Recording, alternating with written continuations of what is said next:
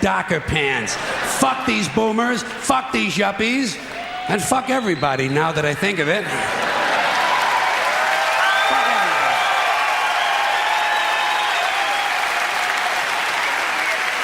Well, sometimes in comedy you have to generalize.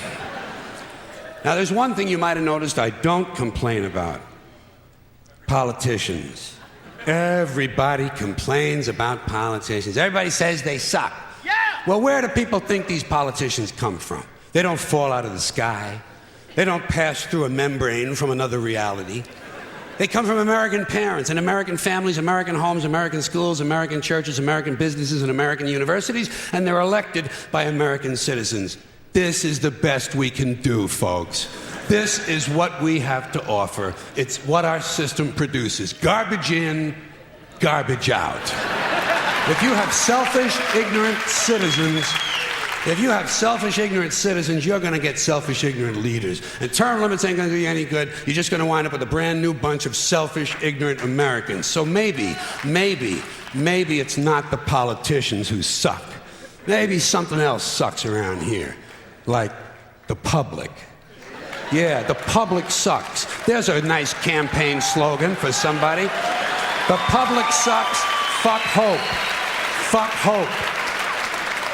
Because if it's really just the fault of these politicians, then where are all the other bright people of conscience? Where are all the bright, honest, intelligent Americans ready to step in and save the nation and lead the way? We don't have people like that in this country. Everybody's at the mall, scratching his ass, picking his nose, taking his credit card out of his fanny pack and buying a pair of sneakers with lights in them. So I have solved this little political dilemma for myself in a very simple way. On election day, I stay home. I don't vote. Fuck them. Fuck them. I don't vote. Two reasons I don't vote. First of all, it's meaningless.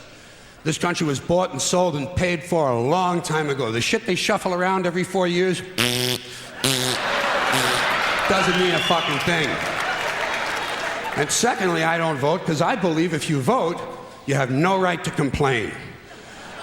People like to twist that around, I know. They say, well, if you don't vote, you have no right to complain. But where's the logic in that? If you vote, and you elect dishonest, incompetent people, and they get into office and screw everything up, well, you are responsible for what they have done. You caused the problem. You voted them in. You have no right to complain. I, on the other hand, who did not vote,